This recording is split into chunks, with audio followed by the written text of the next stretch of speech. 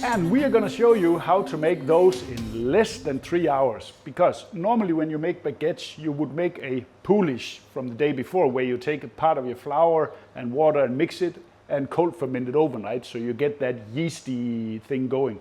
But we're going to show you a few tricks how you can do this so everything is done quickly.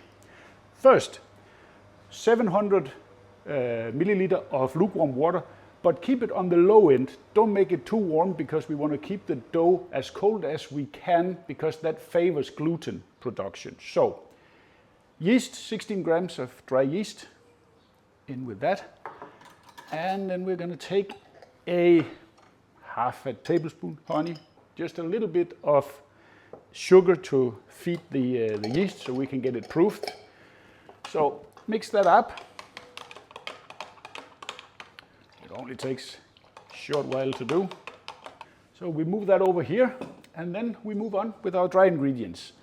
I have here 1 kilo of Caputo Manitoba. You could use a type 00 flour, but you cannot use all-purpose. You need a type 00 flour that is double milled, so it has a finer dust, so to speak. So that goes into our spiral mixer. Dump it all in. And then we're going to go in with 25 grams of sea salt, 2.5% of the flour weight. And here comes one of the tricks. We are going to use some Baker's enzyme. Now, this is from Denmark, so it's a weird language, but Baker's enzyme basically is amylase, which is a natural occurring enzyme in flour, but by ramping up the enzyme level, we increase the crust and it becomes better. So you sort of, let's say, simulate a little bit the poolish. So 30 grams of that, between 2 to 3% of the flour weight. I'm using 3% today. And then we close up and we let that dry mix a bit so everything is well incorporated. There we go. Let that go while the yeast is proofing. And when your yeast has like a cafe latte top here, then we're going to start our mixer, and then we're slowly going to pour this in so we get it nice and hydrated, the flour, slowly, everything mixed up. And then we're going to let this knead for 15 to 20 minutes until everything releases from the bowl and we have a super strong gluten in our dough. But I should get that in there also. Come on, there you go. And we start again. 15-20 minutes, we will see you again. And there we are. It has released from the ball and it's super tight and strong, the gluten network. You can see it, how it sort of balls up completely. So you know it's finished when it releases itself. So now it's about time to get it out. That's of course the only thing when you don't have a detachable ball on your spiral mixer, but if you want one of those, then it costs a fortune. So you have to live with this. So a little bit of olive oil on your hands. It's good for the skin also. Yeah, and you see here, ooh, it is super strong. Now we have a sticky dough here in a pile. So now what we're going to do is we are going to take that for a little walk as we create a nice dough ball here. You see it sticks, but as we turn it around here a couple of times, it releases itself. Yeah, because it tightens up. You see, there are more elegant ways to do this, but I'm only a home baker, so. But you see how just by tightening it up like this, it becomes like a nice taut round ball. Huh? Yeah, very silky surface. Yeah, that's the gluten network. This is a gluten master. So there we are, beautiful. And see, now it's not sticky on the surface. No. So that here stays as the top. And you can give it an extra couple of rounds here to further tighten it up. You're like a dog walker. Yeah. Take my dough for a walk. Yeah. It's actually Richard Bertinet who taught me that trick in another YouTube video. So, Okay. a little bit of oil back in our flour ball here. Spread it around so nothing sticks. He's super, Richard Bertinet, a super baker. He has many good tricks. I can put a link down below how you find him. He's very good. Yeah, you should. And then we take our little boy here, dump it in here. And now we cover this with a lid. And we let that rise for half an hour, 45 minutes until it doubled in size. Well, that certainly outgrew itself. It's super large, actually, more than doubled in size. Be careful not to take it too far because then you overproof it and then you won't get the rice you're looking for later, but this is good. Now I have a couple of lightly dusted surfaces here. Now I want to dust the top of the dough with flour, especially around the sides. I'll show you why. Because we want to have some flour to move down so we can get it out. I think that's about it. So, flexible dough card with a bit of flour, and then we move it down the sides like this. So we can help the dough release. Nice. Let's see if we can do this so you can see. There you go. That is just beautiful. Now, again, we dust here. Now, this is the bottom of the dough, and keep note of that because we want to keep the top of the dough, which is now against the wood, to stay on top. I'll show you how and why. Now I want to split this down the middle so we can divide it into, I would say, 12 baguettes, because we don't want to make them too long because that won't fit in a regular home oven, and I don't have a deck oven either, unfortunately. Now let's shape this in so I can cut them out. Doesn't matter that we're going to deflate them. They will deflate anyway when we do the pre-shape, which is also an important step here. Big bubbles, pop them. Don't need that. So 1, 2, 3, 4, 5. They won't be exactly the same size. And that's all good. And we do the same here. It's really strong, the dough. It's nice. We move them up a little bit here. We create some space. And as I said, this is the bottom we have on top. So now we're going to do a pre-shape of these. So we take them from the end, pat them down a little bit, take them from the end, fold them to the middle, and then we take the top here, sort of to the middle, and then we close it like this, and then we create a seam on the bottom. I'm sure there are more elegant ways to do this, but this works for me, and I get the seam where I want it. And now I'm going to move that over here, seam side down, to rest, and we continue with these. So now you noted, now the top is on top again. So fold it to the middle, take the top also to the middle, fold up the bottom, and create a seam. And make sure that it's fully closed, because this pre-shape will help us when we want to start making the final shape, which will take us about 20 minutes, 30 minutes of rest before we can do that. But I'll continue with these, and then I'll see you when we do the final shape.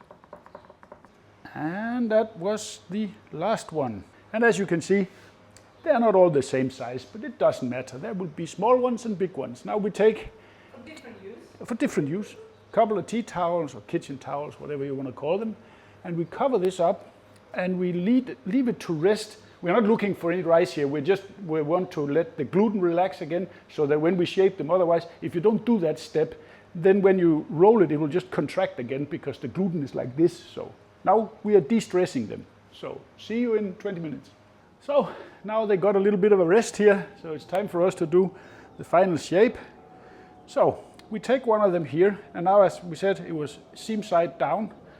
And we put it here seam side down, and then we start rolling forwards and backwards, and then we will taper the ends, and there you have it.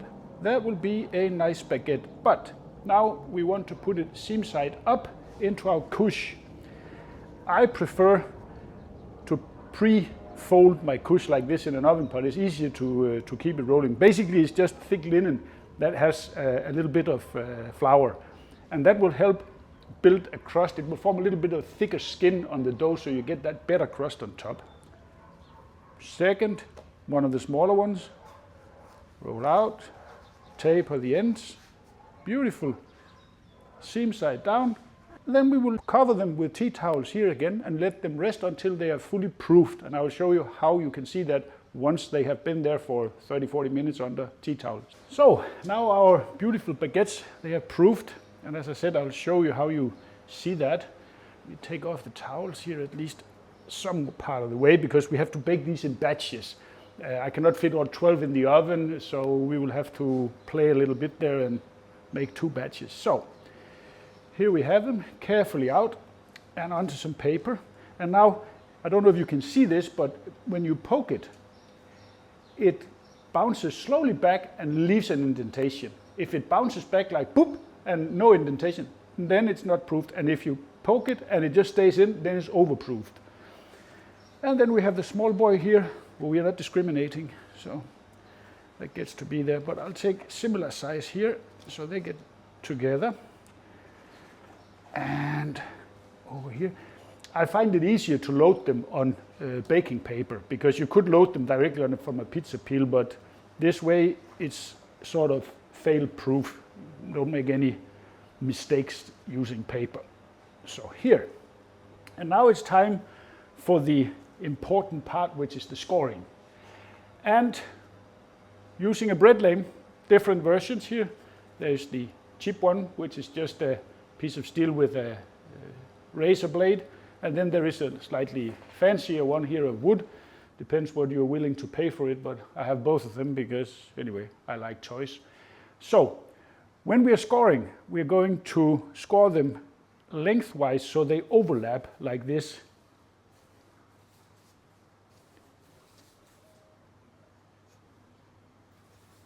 That will give us a beautiful end result when we do it like this.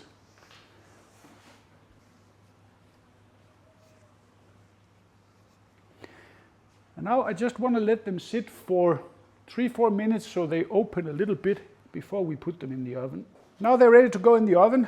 I have the oven set up on 230 degrees Celsius with 2 pizza stones in the middle rack. And we're going to load these with our pizza peel. Nice. Second batch here. And now the important part. I have a pan in the bottom, which we're going to load with boiling water, so we get humidity, just a little bit, not too much, like that. And that humidity will allow the baguettes to rise before they form a crust, so we get a nice, big, beautiful baguette. So this will take not more than 10-15 minutes. The next batch is ready for the oven, but now it's a little trick here, because the ones we have in the oven, we are going to take them out a little bit early, because these are not fully baked. They are just shy of being ready, like 4 or 5 minutes. We are going to put these in Ziploc bags and in the freezer. And then we're going to have nice, fresh baguettes, like in no time. You take them straight out of the freezer, a little bit of water on top, and then into the oven, 200 degrees, perfect fresh baguettes every time. Last batch goes in the oven, and those we're going to fully bake, because those are the ones we are going to taste. We let them go till they're fully baked, which will be 20 minutes, maybe 25 minutes. See you then. Our baguettes, they're ready, nice and golden brown. Really, really just beautiful. Ooh. Look at that. I mean, They look beautiful. these are, look at that. Crispy and nice. That's what you want from a good baguette. That would make a kick-ass sandwich, you know? That Just would add there make- some prosciutto, some parmesan. We're gonna do that. Yeah, Oh, we actually, I think we're gonna make a carpaccio sandwich. Oh, really? Yeah, that's a new one. These are perfect. They need to cool down a little bit while my wife, she takes some thumbnail pictures so I can get to taste them. Thumbnails are done. Baguettes are here. Crunchy and nice. Let's see how we did on the inside.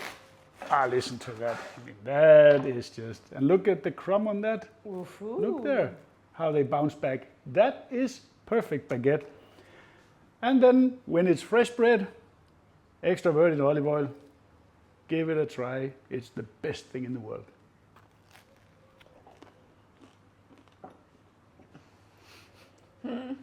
Perfect. Perfect baguette. And I cannot really tell the difference between when we do it with a Polish and when we do it here with Baker's Enzyme. So the trick works. What can I say? It's good baguettes. And actually the total time was 2 hours. So not even Not 3. 2 days. Yeah. It's 2 hours. So this is how you make baguettes on the same day you want to enjoy them. So see you in the next episode when we turn these into carpaccio sandwiches.